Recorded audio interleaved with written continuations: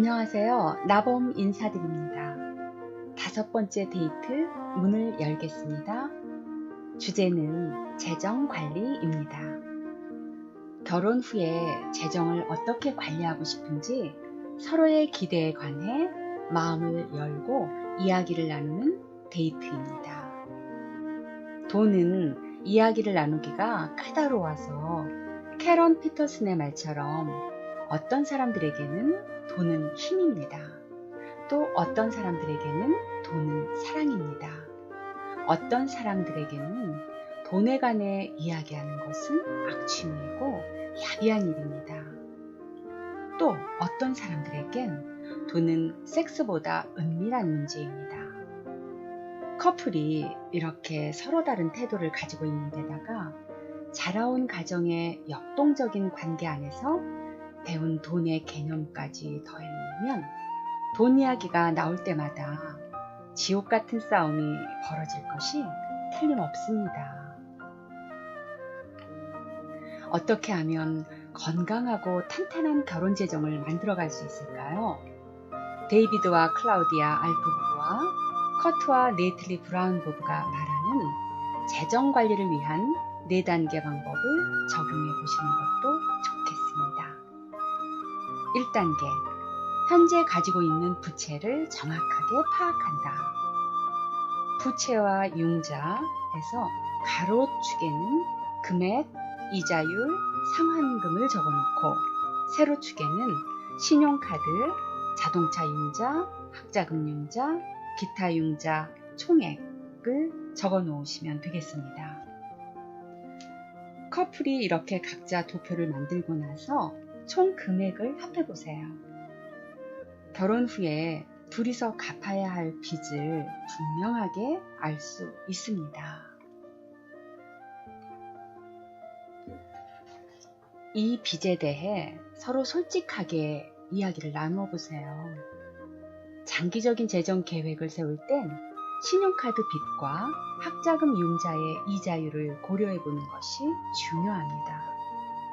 형편에 의해 값비싼 할부차도 상환 기간을 재고해 보세요. 상환 기간이 길수록 많은 이자를 물게 되죠. 수입이 곧 늘어날 거야 라는 막연한 기대에 희망을 걸기보다는 빠르게 빚을 갚아 나가야 합니다. 2단계, 재정적인 목표를 세운다. 두 사람 모두 재정적 목표에 동의해야 합니다.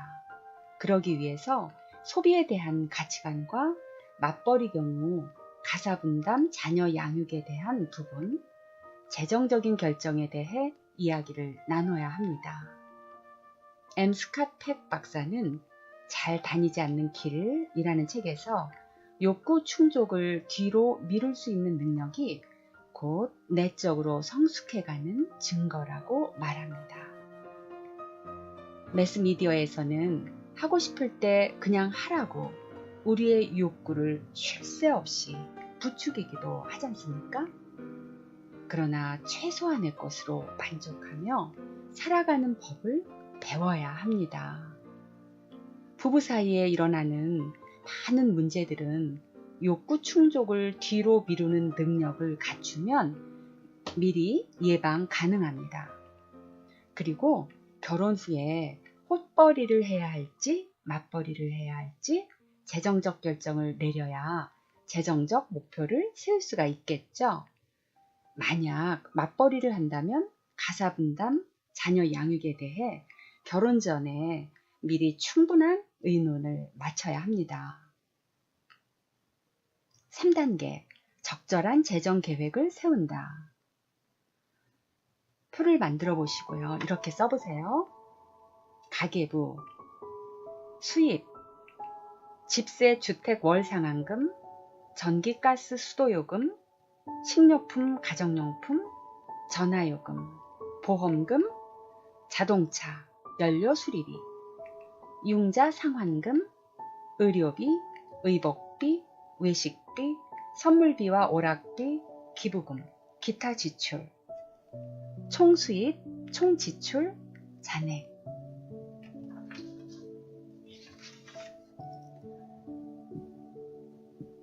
이렇게 써보시고 좀 비교를 해보시고 의논을 하십시오. 4단계 재정 관리와 점검. 어떻게 돈을 관리할 것인가? 1. 한주머니 관리 방법. 한 개의 공동 계좌로 관리한다. 2. 두주머니 관리 방법. 각자의 독립은행 계좌를 열어 따로 관리한다. 3. 세주머니 관리 방법. 한 개의 공동 계좌와 두 개의 독립은행 계좌로 재정을 관리한다. 1. 한주머니 관리 방법을 신혼부부가 사용할 때 장점과 단점. 1. 장점. 부부가 돈을 어떻게 사용하고 얼마나 저축할 것인지 분명하게 해 두었을 경우에는 문제가 없습니다. 은행 계좌가 하나라면 여러 개 있는 것보다 관리가 훨씬 쉬워질 것은 틀림없습니다. 2. 단점. 부부가 돈을 사용하고 관리하는 방법이 서로 다를 때에는 큰 문제가 생길 수 있습니다. 그리고 부부가 벌어들이는 수입이 차이가 많이 날 때는 많이 버는 배우자는 이 방법이 불공평하다고 느낄 수 있을 겁니다. 2.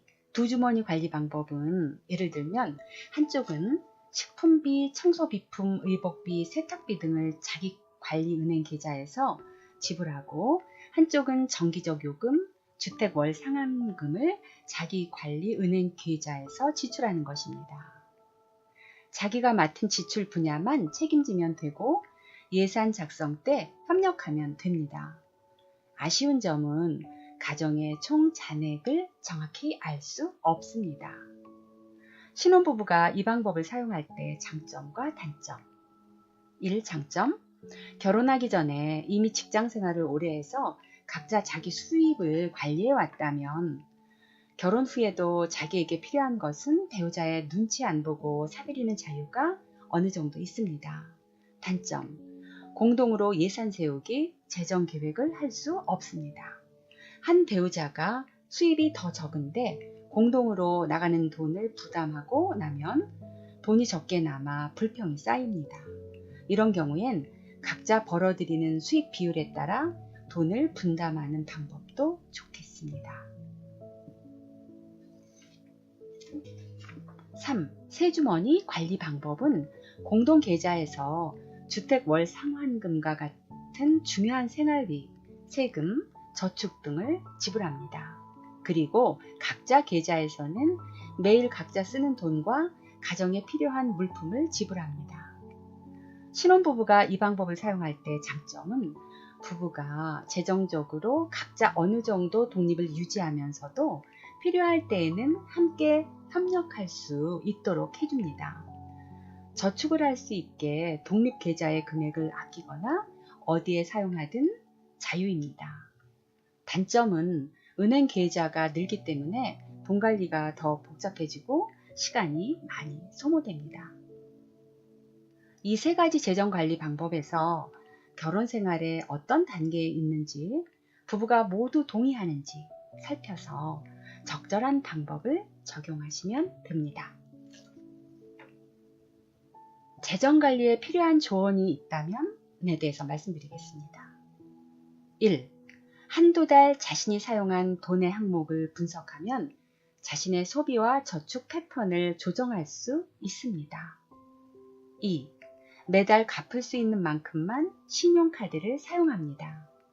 충동적인 구매로 신용카드 부채가 심각하다면 카드를 사용하지 마세요. 3. 매달 계좌에 일정액을 입금해 놓고 교회와 선교단체, 자선단체에 지원해 보시기 바랍니다. 베푸는 기쁨은 부부를 성장하게 하죠. 4. 저축하는 습관을 기릅시다. 정년 퇴직이나 자녀 교육을 위해서 장기적인 저축 습관은 필수이고 여름 휴가를 위한 저축도 필요하겠죠?